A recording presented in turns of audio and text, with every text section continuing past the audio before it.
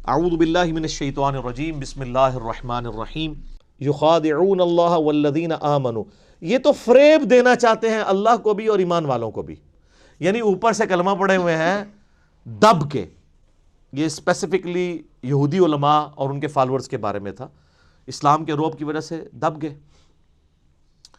آپ کو پتہ ہے نا، اوس اور خزرج یہ دو قبیلے تھے مشرکین عرب کے مدینہ شریف میں جو آباد تھے، اور دونوں کے سردار مسلمان ہو گئے تھے۔ اوس کے سردار تھے سیدنا سعد ابن معاذ رضی اللہ تعالیٰ عنہ، اور خزرج کے سردار تھے سیدنا سعد ابن عبادہ رضی اللہ تعالیٰ عنہ۔ تو اس کی وجہ سے ان کے پورے پورے قبیلے مسلمان ہو گئے۔ اچھا، یہ علمی طور پہ تو اتنے ساؤنڈ نہیں تھے، امی تھے، ان پڑھ تھے، لیکن جنگجو بہت تھے۔ اور دوسری طرف یہودی بزدل تھے لیکن علم والے تھے۔ ان کی آپس میں اسلام سے پہلے جنگیں ہوتی تھیں۔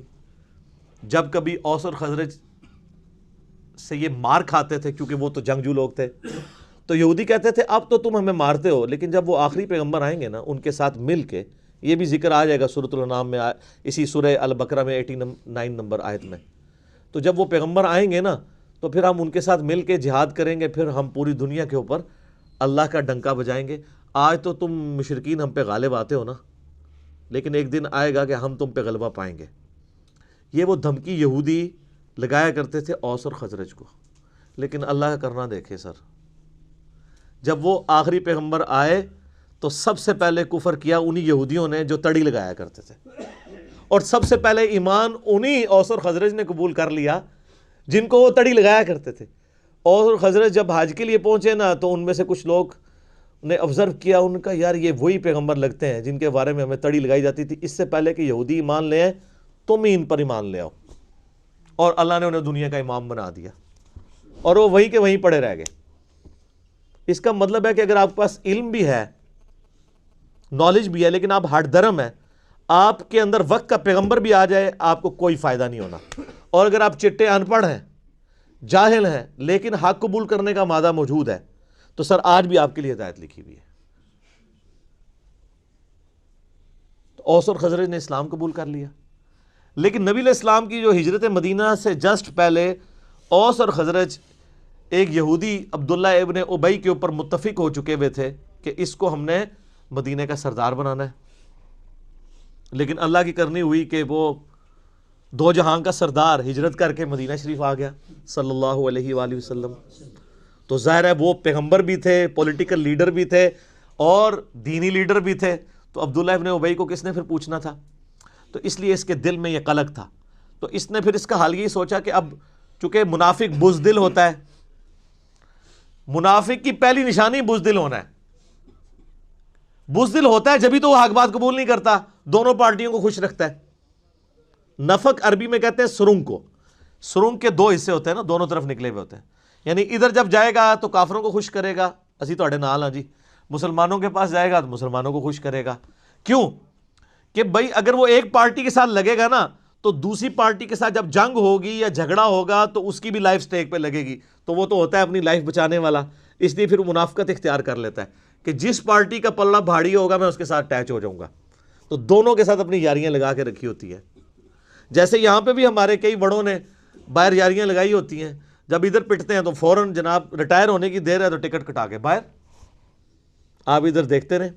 ہاں جب وہ ادھر ہوتے ہیں تو آپ ان کی ماشاءاللہ حب الوطنی کے اوپر تقریریں سن لیں، امت کا جناب لگتا ہے پوری پاکستانی قوم کا درد ان کے دل کے اندر ہے، بعد میں پتہ نہیں کدھر قوم گئی کدھر گئی کوئی چیز، سب کا سب فارغ ہو جاتا ہے۔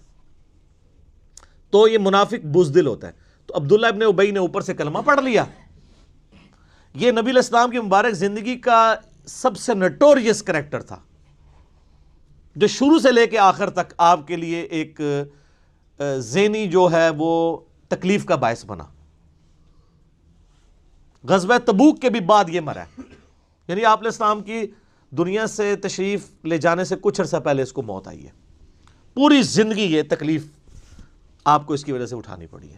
وہ تو آگے سورہ توبہ آئے گی تو پھر اس کا ذکر تو چلے گا، اتنا ذکر تو آپ ابو جہل کا، ابو لہب کا اور ابو سفیان کا جو بعد میں مسلمان ہو گئے تھے رضی اللہ تعالیٰ عنہ، ان کا نہیں چلے گا جتنا عبداللہ ابن ابی کا۔ تو اس نے دیکھا کہ اچھا یار یہ تو اب پھر میں پھنس جاؤں گا، بہتر یہ ہے کہ میں بھی کلمہ پڑھ لیتا ہوں۔ اور صرف کلمہ نہیں پڑھا، کھڑپینچی بھی شروع کر دی۔ جمعے والے دن مسجد میں پہلے آ جانا اور ادھر ادھر صفحے سیدھی کرانا، یہ وہ جس طرح ہوتا ہے نا کوئی لوگوں کو کھڑپینچی کا شوق ہوتا ہے، تو یہ کام اس نے شروع کیے، لیکن اندر سے اسلام کی جڑیں کاٹی۔ ایسا کریکٹر تھا۔ تو اللہ تعالیٰ نے فرمایا کہ یہ اصل میں یہ چاہ رہے ہیں کہ اللہ کو دھوکہ دیں۔ اللہ کو کیا دھوکہ دینا ہے؟ یہ نہ اللہ کو دھوکہ دے سکتے ہیں نہ ایمان والوں کو۔ وما یخدعون الا انفسہم، یہ تو اپنے آپ کو دھوکہ دے رہے ہیں۔ اور اس سے بڑا کیا ظلم ہوا ہے ان کے اوپر؟ خود انہوں نے کیا، وما یشعرون، انہیں شعور بھی نہیں ہے کہ یہ تو اپنے آپ کو دھوکہ دے رہے ہیں۔ اپنے آپ کو کیوں دے رہے ہیں؟ آخرت برباد کر رہے ہیں۔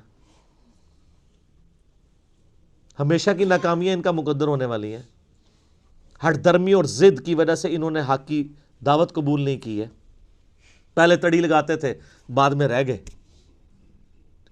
ادھر بھی اس طرح ہی ہوتا ہے نا جناب، آپ دیکھ رہے ہوتے ہیں یہ جب کوئی گستاخانہ کارٹون فلموں کا مسئلہ، کوئی اس طرح کے ایشو اٹھتے ہیں تو آپ کو ماشاءاللہ جو لوگ توڑ پھوڑ کرتے ہوئے سڑکوں کے اوپر گاڑیاں جلاتے ہوئے نظر آتے ہیں نا، پریکٹیکل ان کی لائف یہ ہوتی ہے، ان کو پوچھیں تو ان میں سے کئی لوگ جمعے کی نماز بھی نہیں پڑھتے ہوتے،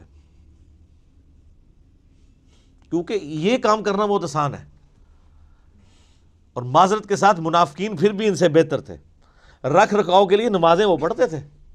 صحیح مسلم شریف میں حدیث ہے، عبداللہ ابن مسعود کہتے ہیں کہ نبی علیہ السلام کے مبارک زمانے میں اگر کوئی بیمار آدمی بھی ہوتا اور دو بندوں کے سہارے وہ مسجد میں آ کے جماعت سے نماز پڑھ سکتا ہوتا تھا تو دو بندوں سے گھسٹتا ہوا مسجد میں آتا تھا کہ اسے منافق نہ شمار کر لیا جائے کہ یہ نماز گھر پڑھتا ہے۔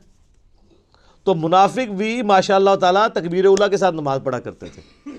تو آپ مجھے بتائیں اس زمانے کے منافقین اور آج کے منافقین میں سے پریکٹیکلی ظاہر کے اعتبار سے کون سے بہتر منافق ہیں؟ وہ والا ہی۔ نبی علیہ السلام کی مبارک داڑھی میں بم دکھایا ان خبیثوں نے اور کارٹون بنائے۔ کتنے مسلمان نوجوان ہیں جنہوں نے توڑ پھوڑ کی بجائے کہا کہ جی انہوں نے داڑھی میں بم دکھایا، لو جی آج ہم داڑھی کی نیت کرتے ہیں، نال ٹھوس۔ تو یہ ساری جذباتی ڈاکٹرین ہے۔ حق بات کے اوپر چلنا یہ بہت مشکل کام ہے، نعرے لگانا بہت آسان ہے۔ تو اللہ تعالیٰ فرماتا ہے یہ اپنے آپ کو دھوکہ دے رہے ہیں، ان کو شعور بھی